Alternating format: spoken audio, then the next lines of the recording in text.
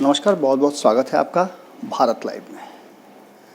हम हर रोज़ सुबह सवेरे आपके सामने आते हैं और रातों रात लेकर के आते हैं। रातों रात में अक्सर हम उन्हीं बातों की चर्चा करते हैं जो बातें आपके बगल से गुजर जाती हैं या आपके जीवन से सरोकार रखती हैं।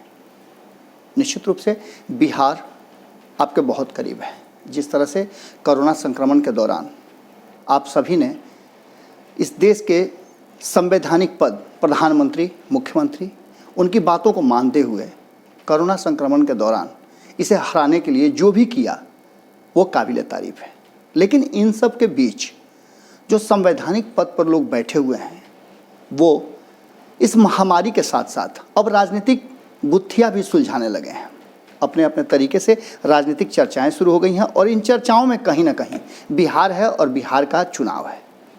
आपको पता है कि कोरोना से पहले राजनीति किस तरह से हो रही थी और उस राजनीति को लेकर के राजनीतिक दलों में, खास करके विपक्ष में, ज़बरदस्त ढंग का उबाल था और रणनीतियां भी बननी शुरू हो गई थी।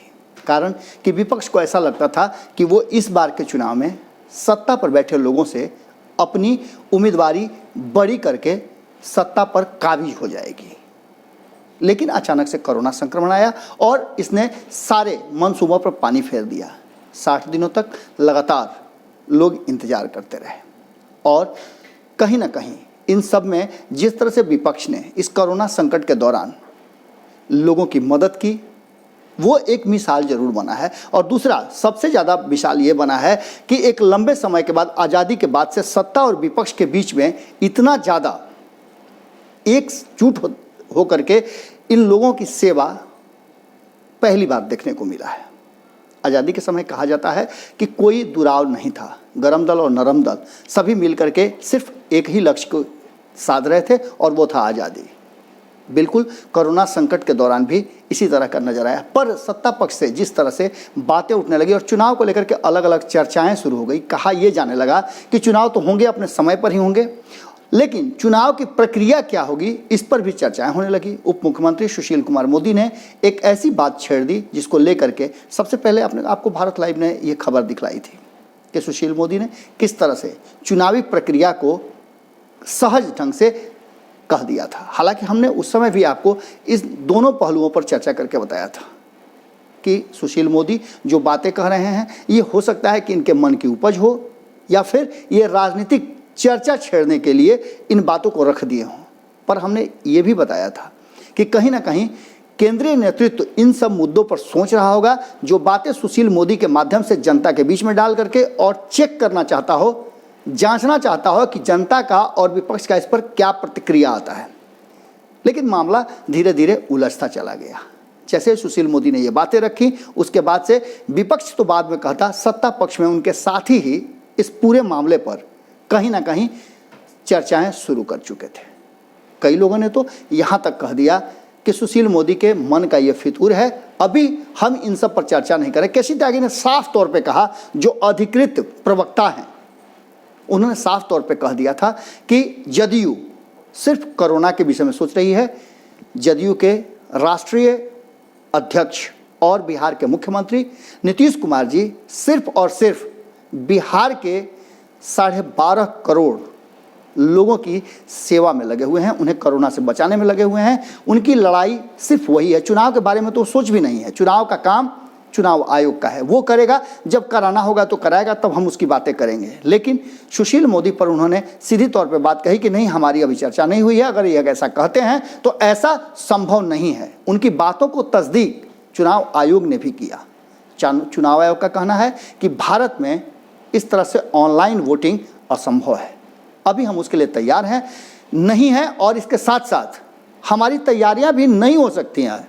जिस तरह के बिहार में माहौल है या फिर इस देश में माहौल है, उस परिस्थिति में, उस स्थिति में संभव नहीं है कि ऑनलाइन वोटिंग कराया जाए, जिसको कि लेकर के सुशील मोदी ने चर्चा की थी। और उन्होंने साफ तौर पे कहा था कि इस बार हो सकता है कि लोगों को अपने घर बैठे ही वोट देने की सुविधा मिल जाए। इस पर प्रतिक्रिया देते हुए आरजेडी से भी मनोज झा ने इस सारे मामले पर एक हल्का सा इशारा किया था और ये कहने का प्रयास किया था कि कहीं ना कहीं चुनाव आयोग पर भी क्या भारतीय जनता पार्टी अपनी पाबंदियां और अपने इशारे या अपनी नीतियां थोपने का काम करेगी। इन सब बातों को लेकर के चुनावी चर्चा शुरू हो गई और चुनावी चर्चा में जितने भी विपक्ष थे उनके भी बाँछें खिल गई। बाँछें इसलिए खिल गई कि कहीं ना कहीं जिस तरह से सुशील मोदी ने एक चर्चा छेड़ दिया चुनाव का, और सत्ता पक्ष के तरफ से जहां की प्रधानमंत्री नरेंद्र मोदी इन सब बातों को लेकर के देश की जनता को बार बार अपील कर रहे हों कि अभी समय है सोशल डिस्टेंसिंग मेंटेन करना, कोरोना से लड़ने का, और ऐसे संकट के दौर में यदि उन्हीं की पार्टी का एक कद्दावर नेता जिसे बिहार में कमान दिया हुआ है वो इस तरह की बातें करे तो निश्चित रूप से चर्चाएं तेज हो जाती हैं। हालांकि इन सब बातों का भारतीय जनता पार्टी के और किसी भी नेता ने कोई समर्थन नहीं किया। अध्यक्ष जो है प्रदेश के संजय जायसवाल, उन्होंने तो इन सब बातों की चर्चा तक करना बेफजूल समझा, लेकिन एक चर्चा जरूर होने लगी थी। वो चर्चा थी कि चुनाव की तैयारियां भारतीय जनता पार्टी ने शुरू कर दी हैं। राष्ट्रीय अध्यक्ष जेपी नड्डा के निर्देश के बाद बिहार में चुनावी चर्चाएं शुरू हो गई। अब इस तरह की चर्चाएं शुरू होना और ऐसे में सुशील मोदी का बयान आना, दोनों कड़ियों को जोड़ करके जिस तरह से आरजेडी ने हमला बोला और उसके बाद से कांग्रेस अध्यक्ष प्रदेश के जो हैं मदन मोहन झा, उन्होंने जिस तरह से भारतीय जनता पार्टी को कटघरे में खड़ा किया और ये कहा कि क्या अब आप वोटों की चोरी तो कर ही रहे हैं, जनादेश का डकैती तो आप कर ही रहे हैं, क्या अब सामने से आप लूट मचा देंगे? आप इस तरह से जनता को जबरदस्ती वोट दिलवाएंगे, या क्या आपकी मानसिकता है? किस तरह से लोकतंत्र को लेके जाना चाहते हैं, कहाँ लेके जाना चाहते हैं? आपने पहले ही लोकतंत्र को पूरी तरह से नेस्तनाबूद करने का प्रयास किया है, लोकतांत्रिक प्रक्रिया को आपने ध्वस्त कर दिया है। आपने कई राज्यों में जनादेश का अपमान करवाया है, बिहार भी उसका एक उदाहरण है। उन्होंने कई राज्यों की चर्चा करते हुए सीधे तौर पे कहा कि जिस तरह से भारतीय जनता पार्टी लगातार पिछले 6-7 सालों से पूरे तंत्र को, जो कि स्वायत्त संस्थाएं हैं, संवैधानिक संस्थाएं हैं, उन संस्थाओं पर अपना आधिपत्य जमा लिया है, ये देख करके ऐसा लगता है कि उसे सत्ता की भूख है, उसके सिवा और किसी चीज़ की भूख नहीं है। जिस तरह से कोरोना संक्रमण में लोगों को छोड़ दिया कि जो जहां है वहीं मरें, और अपने घरों में लॉकडाउन है, बिहारियों को वापस नहीं लाने चाहते थे, और ऐसी स्थिति में चुनाव की चर्चा करना और वो भी ये कहना कि वो अपने हिसाब से चुनाव कराएंगे, इन सब बातों को लेकर के आरएलएसपी की तरफ से भी बयान आया और राष्ट्रीय महासचिव और प्रवक्ता माधव आनंद ने भी जम करके सुशील मोदी पर हमला बोला। उन्होंने कहा कि इनका कोई सुनता नहीं है, न बिहार की जनता इनकी सुनती है, न इनकी पार्टी में कोई सुनता है, सिर्फ इनको इसलिए मान सम्मान और एक पद मिला हुआ है जिसका कोई संवैधानिक मतलब ही नहीं है, वो है कि इन्होंने ज़बरदस्ती भारतीय जनता पार्टी के झोली में बिहार की सत्ता दे दिया था। हालांकि नीतीश कुमार पर भी उन्होंने हमला किया और कहा कि नीतीश कुमार अब पछता रहे होंगे जिस तरह से उन्होंने 2017 में सत्ता हस्तांतरित किया था, महागठबंधन से शिफ्ट करा दिया था एनडीए की तरफ। इन सब बातों की चर्चा के बीच में आपको बता दें कि चुनाव आयोग ने साफ तौर पे कहा है कि अभी वो बिहार में चुनाव की कोई तैयारी नहीं कर रहे हैं। इसके साथ ही जो हमारे पास आंकड़े आए हैं, उस आंकड़ों के हिसाब से जो मुख्य चुनाव आयुक्त हैं सुनील अरोड़ा जी, वो अमेरिका में थे, अमेरिका से वापस आ गए हैं और होम क्वारंटाइन में है। उनके तरफ से या चुनाव आयोग के तरफ से इन सब बातों पर कोई भी चर्चा परिचर्चा नहीं हुई है। अब तक चुनाव आयोग ने इस पर कोई संज्ञान नहीं लिया है। हाँ, एक बात जरूर है कि चुनाव नवंबर में होने हैं और जिस तरह की चर्चाएं हमारे पास आ रही थीं और कहा यह जा रहा था कि नवंबर के अंतिम सप्ताह तक इस सरकार का कार्यकाल है और इस कार्यकाल के पहले चुनावी प्रक्रिया शुरू हो जाएगी।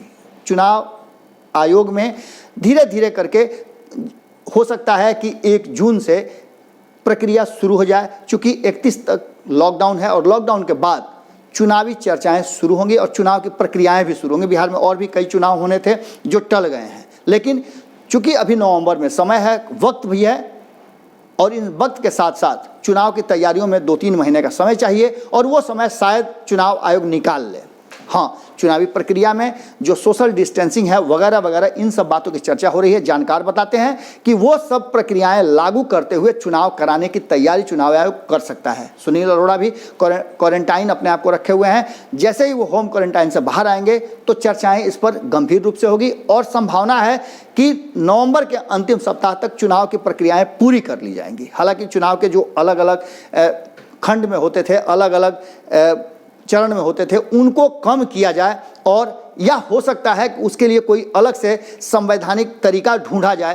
पर अगर ये चुनाव नहीं होता है किसी कारणवश, जिस तरह से कोरोना संक्रमण बढ़ रहा है और ये भी कहा जा रहा है कि चुनाव आयोग अभी तैयार नहीं है, इस संभावनाओं को देखते हुए ये भी संभावना एक व्यक्त की जा रही है कि कहीं ऐसा ना हो कि बिहार में राष्ट्रपति शासन लागू हो जाए। क्योंकि अगर नवंबर तक नहीं बनती है सरकार, नई सरकार का गठन नहीं होता है, तो निश्चित रूप से संवैधानिक संकट आ जाएगा सरकार पे और राज्यपाल को के हाथ में बिहार का सत्ता होगा। यानी कि राष्ट्रपति शासन लागू हो जाएगा और राज्यपाल बिहार की सरकार को चलाएंगे। अब ऐसी स्थिति में देखने वाली बात होगी कि नीतीश कुमार तो नहीं चाहेंगे कि किसी भी तरह से चुनाव न हो। गुहार निश्चित रूप से लगाएंगे और राजनीतिक दलों से बिना चर्चा परिचर्चा के चुनावी प्रक्रिया शुरू भी नहीं हो सकती है। अब तक इसका कोई रास्ता नहीं निकला है और किसी भी दल ने इन बातों को नहीं कहा है। सिर्फ भारतीय जनता पार्टी इस पर अमल कर रही है और भारतीय जनता पार्टी ने अपने स्तर से चुनाव शुरू भी कर दिया। ऐसी स्थिति में निश्चित रूप से जिस तरह से सुशील मोदी ने नीतीश कुमार और भारतीय जनता पार्टी की किरकिरी कराई है, जेल में बैठे बैठे लालू प्रसाद यादव खूब मुस्कुरा रहे होंगे, गदगदा गए होंगे और भीतर ही भीतर वो सोच रहे होंगे कि जो बातें वो लगातार कहते हैं उन बातों का कहीं ना कहीं अब बिहार में देखने को भी मिल रहा है। उनका कहना था कि सत्ता के में इतनी ज़्यादा अंधी हो गई है भारतीय जनता पार्टी कि उसे किसी भी चीज़ की कोई चिंता नहीं है, उसे एन केन प्रकारे ना सत्ता चाहिए, उसके सिवा उसे कुछ नहीं चाहिए। अब वो समय आ गया है जो कि लालू प्रसाद और विपक्ष लगातार कह रहा है। सोनिया गांधी ने जिस तरह से कमान संभाला है और लालू की अनुपस्थिति में जिस तरह से बिहार पर उनका फोकस तगड़ा हुआ है, बहुत स्क्रू टाइट किया है, उसे देख करके लगता है कि विपक्षी एकजुटता को कहीं ना कहीं बल मिला है और धीरे धीरे ये पूरा माहौल बन रहा है चुनावी।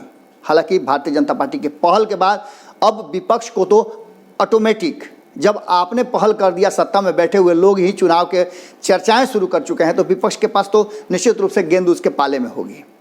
देखने वाली बात यह होगी कि कोरोना से ज़्यादा चुनावी चर्चा क्या 31 तारीख के बाद से शुरू हो जाएगी और क्या लालू प्रसाद यादव की सक्रियता इस बार के चुनाव में देखने को मिलेगी। चर्चाएँ तो बहुत सारी हैं, हम लगातार आपके सामने कर ही रहे हैं। रातों रात में ये चर्चा आपको कैसी लगी और किस तरह से आप सोचते हैं कि बिना कुछ सोचे राजनीतिक दल के इतने बड़े बड़े पुरोधा कुछ भी बोल देते हैं, इस पर भी आपकी प्रतिक्रिया जरूर आनी चाहिए। क्योंकि कहा यह जाता है कि बिहार के लोगों से ज़्यादा राजनीति की समझ दुनिया में किसी को नहीं है। जब आपके पास राजनीतिक समझ है तो आप इंतज़ार किस चीज़ का कर रहे हैं? कमेंट बॉक्स में आइए ना और अपनी राय दीजिए। जैसे ही अपनी राय देंगे हम तक पहुँचेगा और आपकी राय को हम प्राथमिकता के साथ रखेंगे।